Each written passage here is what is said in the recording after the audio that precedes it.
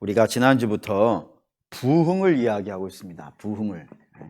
부흥이 무엇인지를 이야기를 하고 있는데, 일반적으로 교회에서 부흥이라는 단어를 어디에다가 많이 쓰냐면은 교인 수가 늘어나는 거에 대해서 부흥이라는 단어를 많이 씁니다. 그래서 뭐 기도 시간에 이렇게 기도하시잖아요. 하나님, 우리 교회에 부흥을 주시옵소서. 하나님, 우리 교회가 300명, 600명, 100명 이렇게 성장해 갈 수 있도록 부흥을 주십시오 라고 하면서 부흥을 거기에 쓴단 말입니다. 그런데 부흥이라는 글자를 거기에 쓰면은 도저히 해석이 안 되는 곳이 하나가 있어요. 어디냐면 이게 하박국이라고 하는 책인데, 혹시 여러분 성경에 부흥이라는 단어가 몇 번 나올 거라고 생각하십니까? 이 아름답고 이 좋은 단어가 몇 번 나올 것 같습니까? 1번 많이, 2번 엄청 많이, 3번 겁나 많이. 뭐겠습니까? 한 번밖에 안 나옵니다. 3번 보시죠. 하박국 3장 1304페이지 1304페이지 여기 한번 나옵니다. 1304페이지 3장 2절.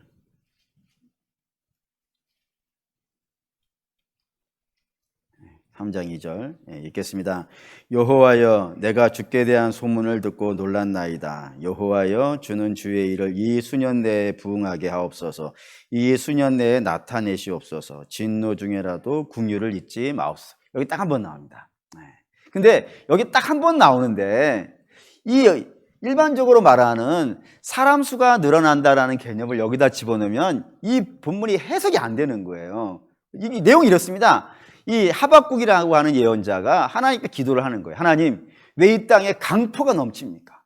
왜 강한 자가 약한 자를 괴롭히고, 하나님의 율법이 분명히 있는 땅인데 그 율법이 시행되어지지 않고 악이 행해지고 막 창궐합니까? 있을 수가 있는 일입니까? 라고 그렇게 하나님께 기도하자 하나님이 이 하박국 선지자에게, 야, 내가 이 세대를 끝장낼 거다. 내가 이 시대를 가만두고 갔냐? 내가 지금 이 이스라엘을 심판하려고 갈대아 민족, 바벨론이거든요. 바벨론의 민족을 내가 준비해놨다 이거예요.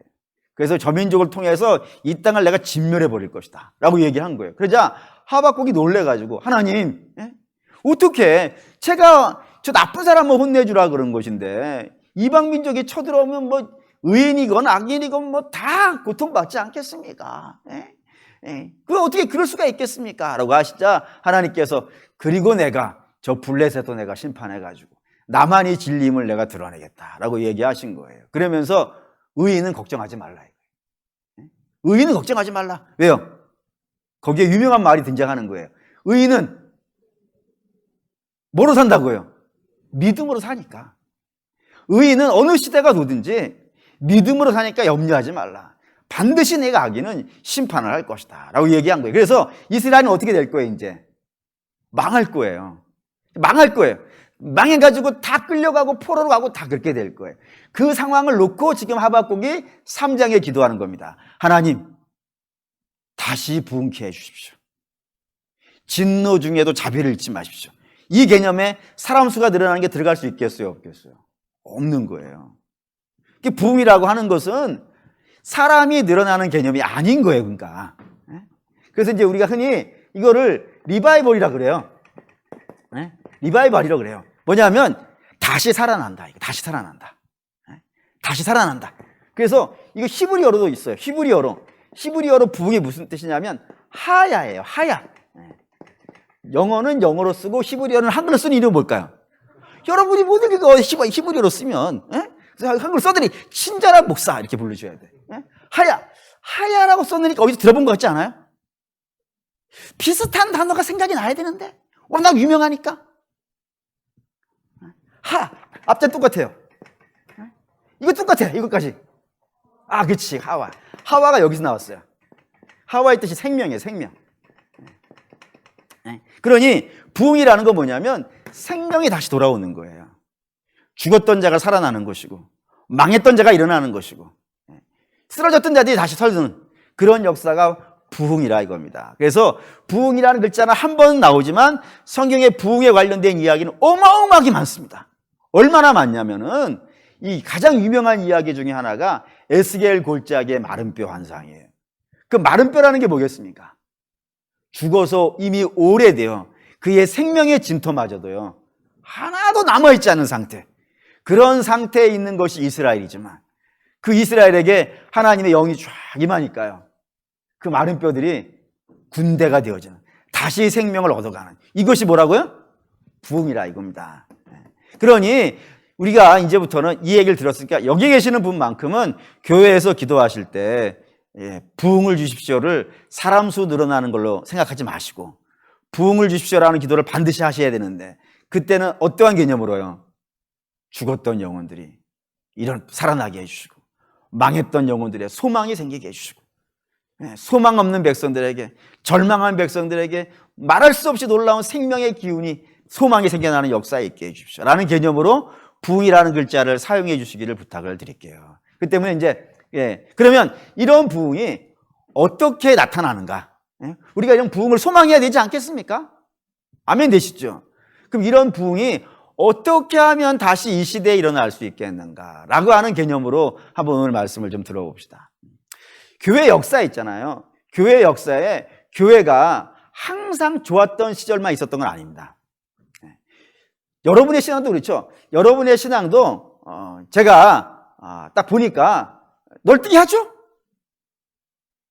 좋았다가 나빠졌다가, 하늘 높은지 올라갔다가 지구의 끝은 어딘가, 지구의 속이 얼마나 깊은가를 막 여러분이 파헤쳐가지고 들어가가지고 나 여기 있어요 라고 할 때도 많잖아요.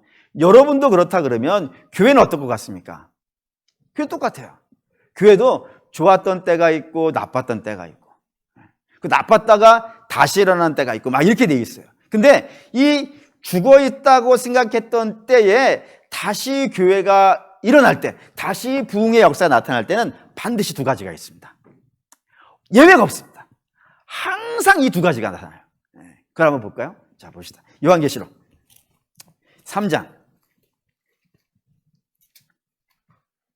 예외 없이 등장하는, 죽었던 교회가 반드시 살아날 때는 예외 없이 일어나는 두 가지 현상이 있습니다. 3장 1절에서 3절까지 읽어보겠습니다. 사대 교회의 사자에게 편지하라. 하나님의 7 영과 7 뼈를 가지시니가 이르시되 내가 내 영혼을 아노니 내가 살아있다는 이름은 가졌으나 죽은 자로다.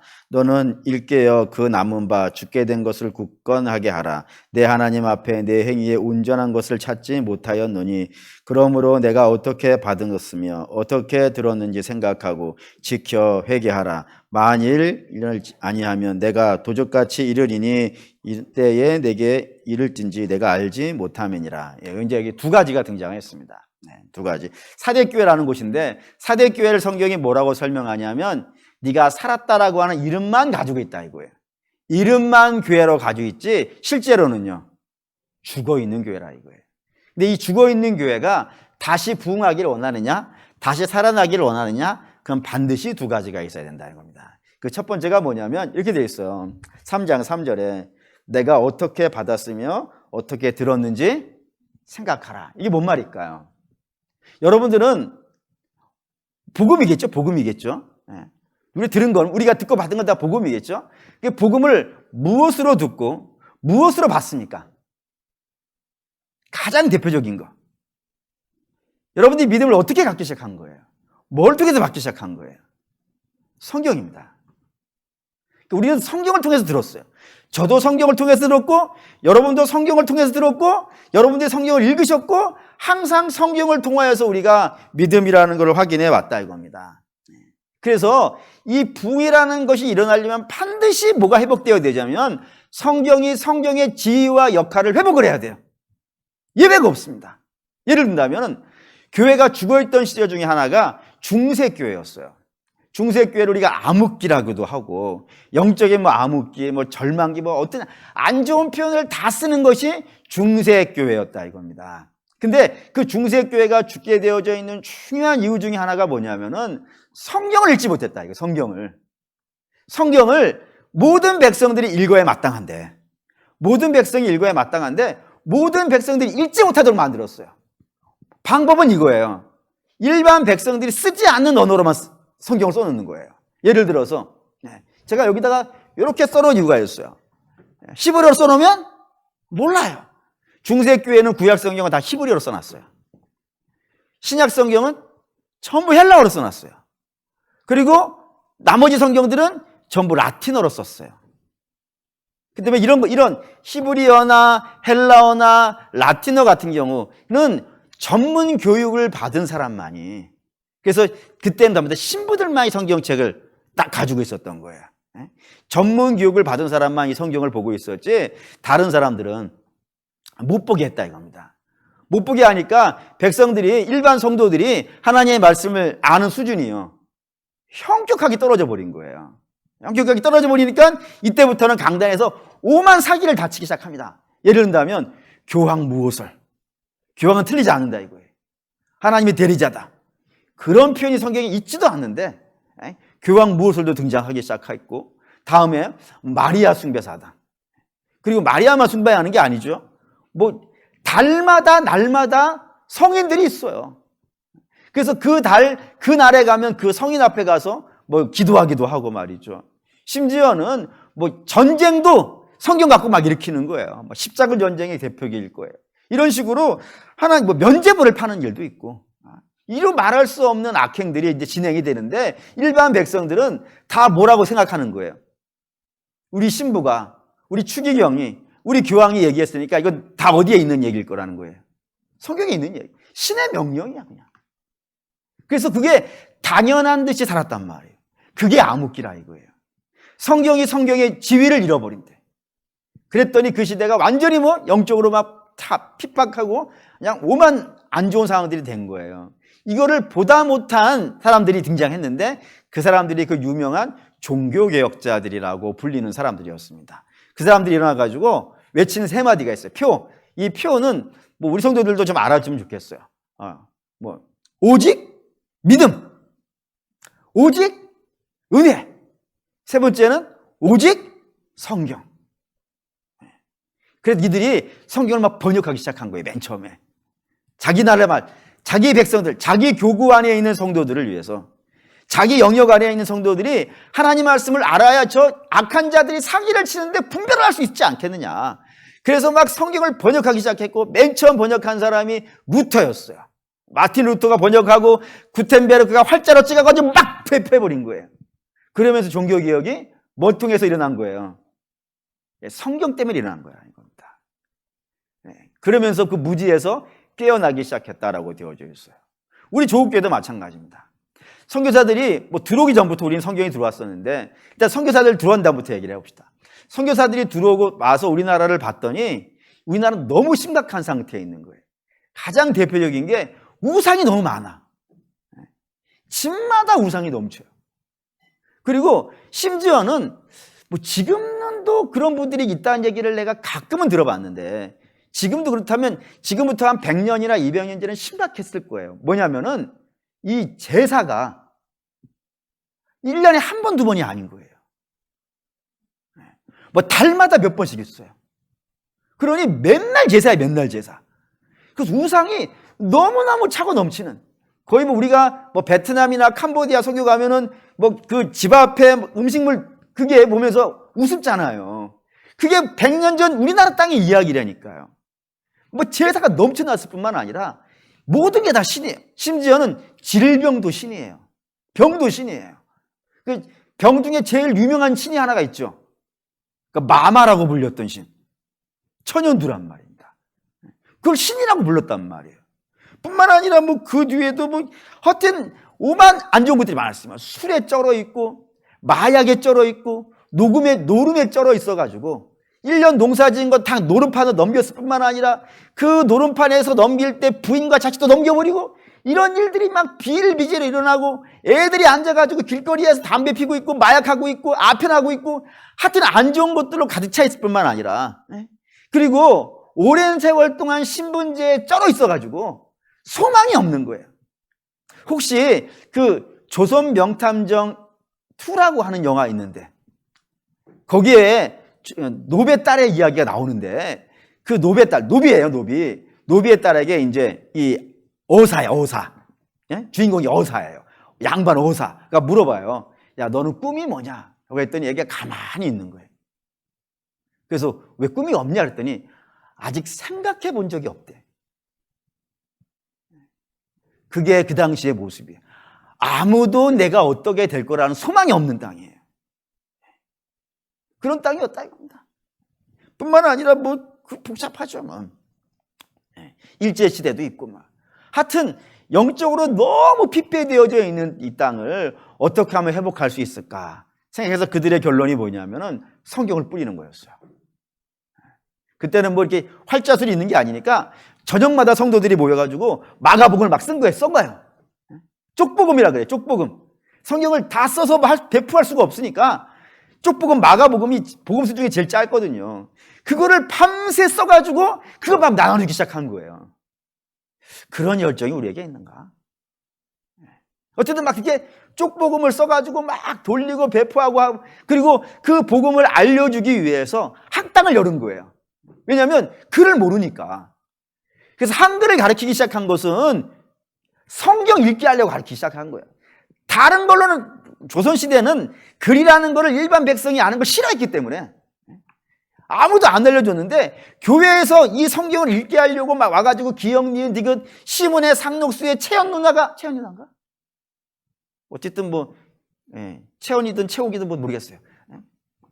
막 가르쳐가지고 그 글자를 읽게 하고 그러면서 성경들이 배포되기 시작했고 그 결과 이 땅이 무지에서 깨어난 것으로 되어 있다는 겁니다. 그래서 성경이라고 하는 것은 굉장히 강력한 힘이 있어요. 그러니 사단이 그 성경을 어떻게 했겠어요? 그러니까 배포가 안 되게 하기 위해서 참 무진장의 애를 씁니다. 그 중에 가장 대표적인 것 중에 하나가 핍박이었습니다. 핍박. 어마어마하게 핍박을 가하기 시작했어요. 그래서 막 성경을 빼앗아 가지고 찢어가지고 벽에 막 붙인 거, 창호지로 막 쓰기 시작한 거예요. 벽지로 쓰고. 근데 놀라운 것은 어떤 사람은 그 창호지에 벽지에 붙어 있는 성경을 보고 장로가 된 사람이 있어요. 그게 박중권이라고 하는 사람이 있는데 유명한 분입니다. 벽에 붙어져 있는 그 성경 한 줄을 읽고 장로가 됐다는 거 어마어마한 일이 하지 않겠습니까? 뿐만 아니라 그 성경책 찢어가지고 코 풀다가 목사 되신 분도 있고, 그리고 말아가지고 담배 피다가 헌신한 사람도 있어요. 이게 이래가지고는 안 되겠다 싶어가지고 그 다음에 사단이 택한 것은 성경을 자꾸 부정시키기 시작한 거예요. 이게 무슨 하나님 말씀이냐? 기적이 어딨냐? 이게 기적이라는 게 이게 있을 수 있는 일이냐? 여러분, 바다가 갈라지는 거를 사람이 한다고 믿을 수 있겠습니까? 사람이 한다고 못 믿지. 저도 안 믿어요. 어느 사람이 와가지고 홍해 바다는 고사하고 여기 전주천만 갈른다가도 제가 믿겠습니까? 안 믿습니다, 사람이 하면. 근데 지금 이게 누가 했다 그러는 거예요? 하나님이잖아요. 하나님은 못한다 그러면 믿을 수 없는 거 아니겠어요? 아멘이. 어쨌든 성경이 다 신화에 관련된 이야기라고 하기도 하고, 어떤 사람들은 복음서에 나오는 예수님의 말씀도 이거는 예수님이 했니 안 했니 그러고, 또 어떤 사람은 사도 바울 이 편지를 썼니 안 썼니 그러고, 그러면 자꾸 뭐 하려고 그러는 거예요? 하나님의 말씀의 그 지위를 빼앗으려고 자꾸 그런 작업들이 진행되어지다 이겁니다. 과학이 동원되어지고 철학이 동원되어지고, 또는 성경의 기록이 다른 데 있니 없니 그러면서, 아니 성경이 스탠다드예요. 이게 기준이란 말이에요. 가장 오래된 책이고 가장 권위 있는 책이면은 다른 책이 없으면 성경에 없는데 왜 거기 없냐 이렇게 따져야 되는 거란 말이에요. 지금 이해가 되는 중이죠.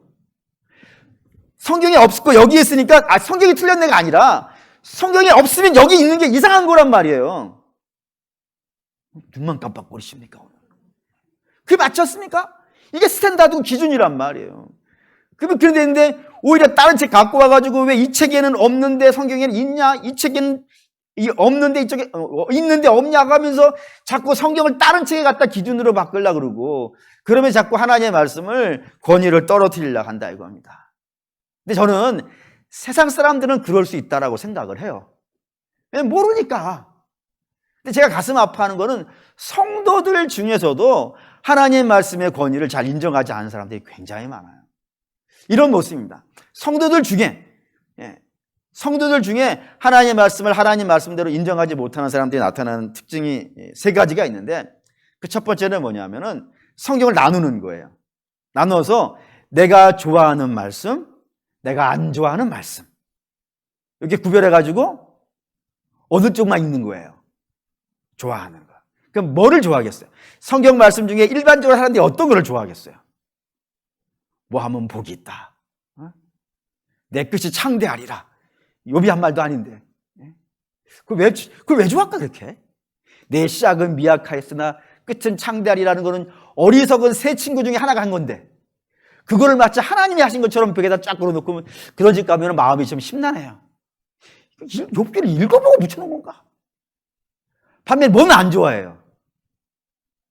죄와 심판과 이런 얘기하면 안 좋아하는 거예요. 그리고 하는 말이 뭐냐면, 내가 믿는 하나님은 사랑의 하나님이라. 사랑의 하나님이 무슨 심판을 얘기하고 죄를 얘기하겠냐? 택도 없는 소리죠. 하나님이 제일 많이 얘기해요. 죄와 심판 얘기는. 근데 자기가 딱 구별해가지고 복 있는 이야기는 할렐루야, 아멘도 열심히 해, 아멘도. 여러분에게 여러분의 자녀가 잘 되기를 원합니다. 다 아멘해. 근데 여러분 회개하시죠 그러면 또야 이러고 있고 말이죠. 이러면 안 된단 말이에요. 하나님의 말씀은 우리부터 내가 듣기 좋아하는 말씀이든 내가 듣기 불편한 말씀이든 다 하나님 말씀으로 받을 수 있어야 돼요. 뿐만 아니라 좋아하는 말씀도 제대로 몰라요. 또 그것도 그냥 한 줄만 달랑 외워. 한 줄만 달랑 외우는 말씀 중에 하나가 유명한 게 있어요. 그게 뭐죠? 이거예요. 뭐지? 빌립보 4장 13절. 내게 능력 주시는 자 안에서 내가 모든 것을 할 수 있느니라. 그리고는 다 그래.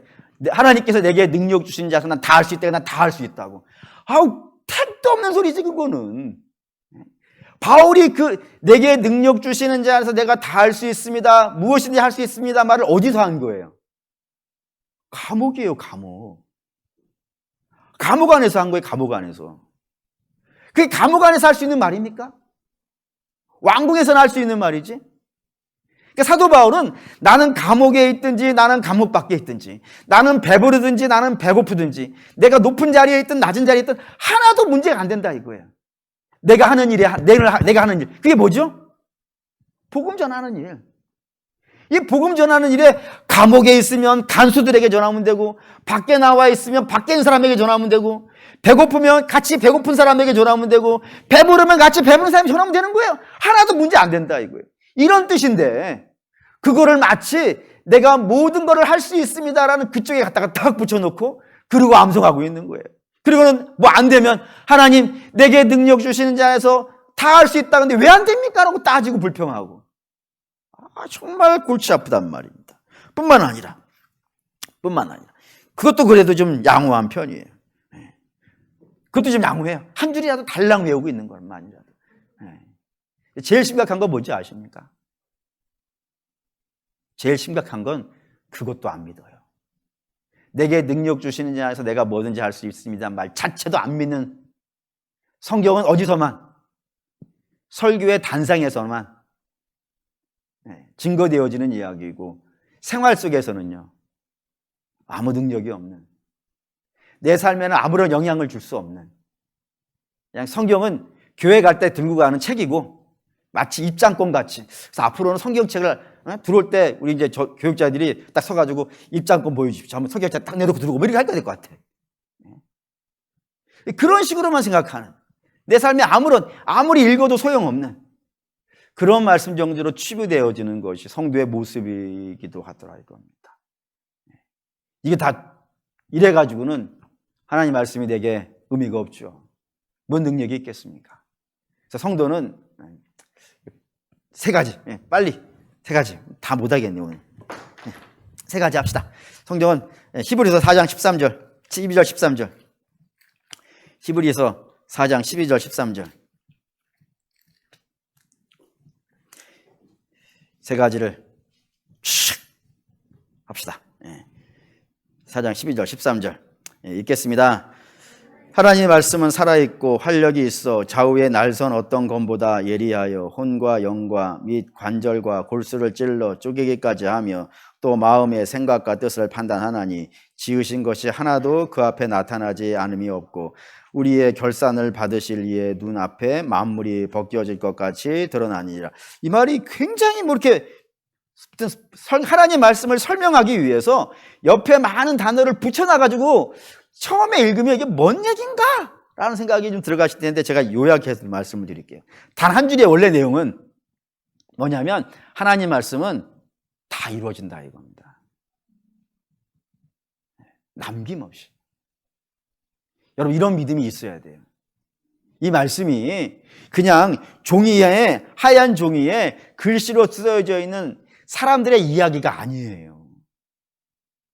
이 말씀은 능력 있는 말씀이라. 이 말씀은 있는 그대로 이루어질 말씀이고 내가 이렇게 하면 이렇게 되는 말씀이란 말입니다. 그렇기 때문에 이 말씀이 능력 있다는 사실을 여러분이 믿어주셨으면 좋겠어요. 두 번째, 디모데후서 3장 15절. 디모데후서 3장 15절. 이런 마음을 가집시오. 성경에 이런 마음이 있어야 우리가 부흥이 있습니다. 3장 15절. 3장 15절. 읽겠습니다. 또 어려서부터 성경을 알았나니 성경은 능히 너로 하여금 그리스도 예수 안에 있는 믿음으로 말미암아 구원에 이르는 지혜가 있게 하느니라. 성경은 두 번째 뭐가 있다고요? 구원에 이르는 지혜가 있어요. 진리의 보고예요. 그러니 그리고 이 진리의 보고를 여러분 어떻게 대해야 되겠습니까? 늘 옆에 놓고 읽어야겠죠. 다른 것 볼 필요 없어요. 여러분들이 물론 여러분들이 다른 믿음의 서적도 보시면 좋겠어요. 그런데 그것까지 요구하지도 않아요. 안 봐도 돼요. 믿음의 책. 다른 책 아무것도 안 봐도 괜찮아요. 여러분이 하나 보셔야 되는 책이 있다 그러면은 늘 성경입니다. 구원에 이르는 진리가 있는 책이라 그랬어요. 그리고 이보다 더 중요한 책이 뭐가 있겠어요? 그 성도들은 이거를 늘 읽어야 됩니다. 세 번째, 16절, 17절. 16절, 17절 읽겠습니다. 모든 성경은 하나님의 감동으로 된 것으로 교훈과 책망과 바르게 함과 의로 교육하기에 유익하니 이는 하나님의 사람으로 온전하게 하며 모든 선한 일을 행할 능력을 갖추게 하려 함이라. 이 성경은 하나님 말씀인데 하나님 말씀이 우리에게 어떻게 역사할 것이냐면 교훈도 주고 책망도 주고 바르게 함과 의로 교육을 시켜서 하나님의 백성을 하게 어떻게 한다고요? 온전하게 만든다 이거예요. 근데 온전하게 만드는 것뿐만 아니라 하나를 더해서요. 하나님이 기뻐하신 일을 하게 만드는 힘도 있더라 이거예요. 그러니 성도가 성경을 옆에 놓고 늘 묵상하지 않고서는 성도다워질 수 있는 길이 없어요. 길이 없어요. 여러분 성도다워지시려면은 다른 게 필요하지 않아요. 이 말씀을 옆에 놓고 이 말씀을 읽는 것부터 시작을 하셔야 돼요. 그리고 이 말씀 따라 사는 것들을 훈련을 하셔야 됩니다. 그리고 항상 교회가 그랬어요. 교회가 이렇게 막 침체되어지고 낙심되어지고 막 실망되어졌을 때 반드시 이 성경에 대한 회복이 있었어요. 하나님 말씀, 이건 하나님 말씀이야. 능력 있는 하나님 말씀이야. 구원에 이르는 진리가 있고 성도를 성도답게 만들 수 있는 힘이 이 말씀 안에 있어. 그러니 다시 성경으로 돌아가자 이거예요. 다시 성경을 읽고 다시 성경을 묵상하고 다시 성경을 따라 사는 그런 삶을 살자라고 했을 때는요. 다시 교회가 막 힘이 생기고 우리가 가지고 있는 힘은 우리가 만들어내는 게 아니고 어디서부터 오는 거예요? 하나님으로부터 오는 거예요. 그 말씀이 그 힘이 언제 오냐면 여러분들이 늘 성경을 옆에 놓고 묵상하고 그 말씀이 진리인 줄 믿고 이대로 사는 거예요. 다른 데 있지 않아요.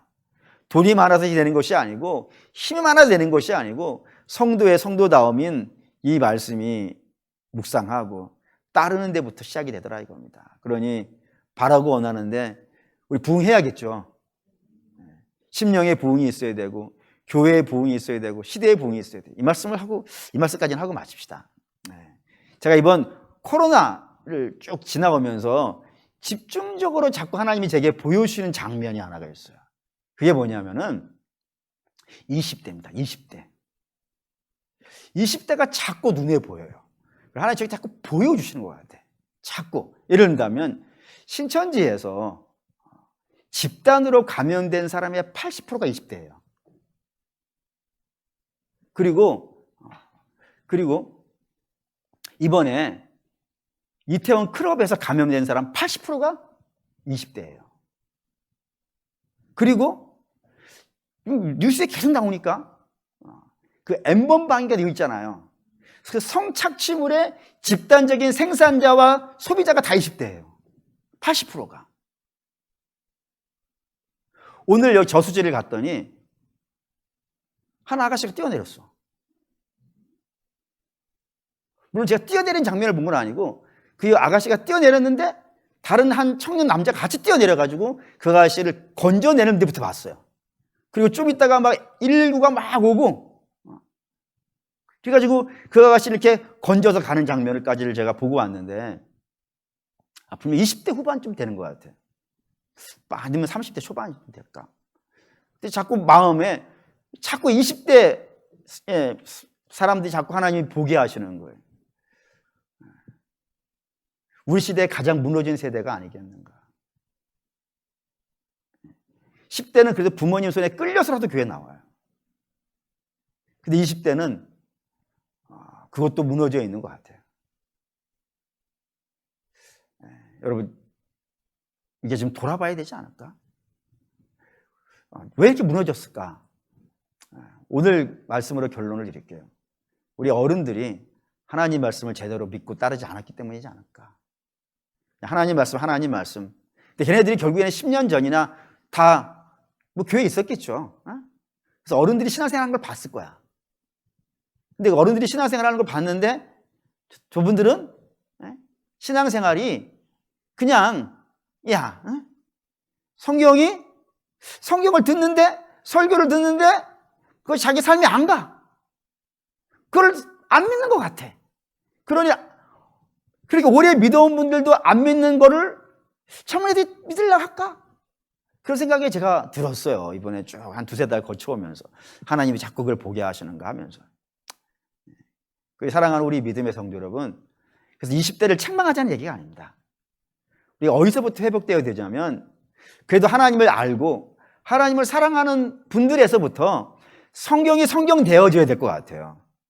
이거 집에 모셔두는 책이 아니고 늘 옆에 놓고 읽으면서 그 말씀대로 살지 못하는 나를 안타까워하고 이 말씀대로 살 수 있는 용기와 믿음을 달라고 기도하고 설교를 들을 때에도 정말 전투적으로 듣고 그걸 집에 가서 어떻게 좀 해보려고 발버둥치는 모습들이 이 시대의 지금 젊은이들에게 좀 보여줘야 아주 하나님 말씀이 뭔길래 우리 엄마 아빠가 저렇게 목숨 걸고 따라가는가.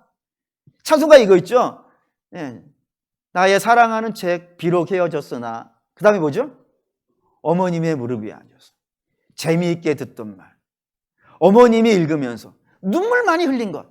그 가사를 쓰신 분은 어머니가 이렇게 하나님 말씀 읽으면서 막 눈물 흘리고 기도하고 그 말씀 따라 살아보려고 하고 막 안 돼가지고 안쓰러워하고 이런 장면들을 보면서 야 하나님 말씀이 뭐냐 도대체 저게.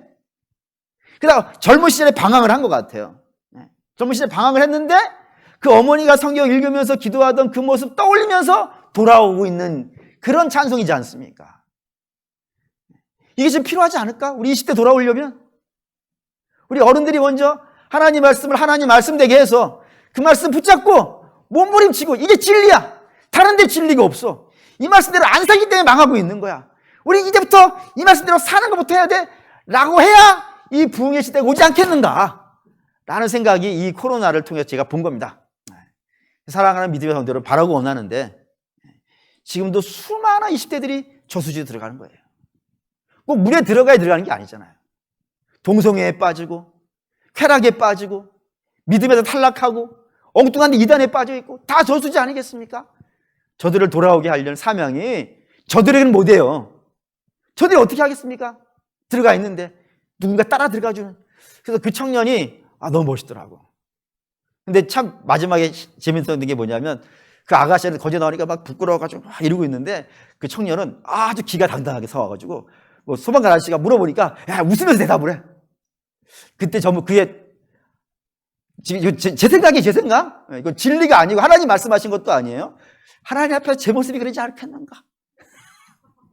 딱 또, 나 뭐 했냐 했더니, 제가요, 열심히 건져냈어요. 하나님, 기뻐하실 거라는 생각이 들었어요. 다른 걸로 안 될 것 같습니다.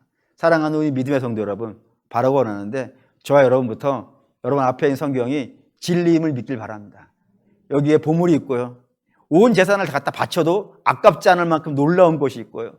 구원에 이르는 지혜가 있고요. 성도가 성도되게 하는 힘이 있습니다.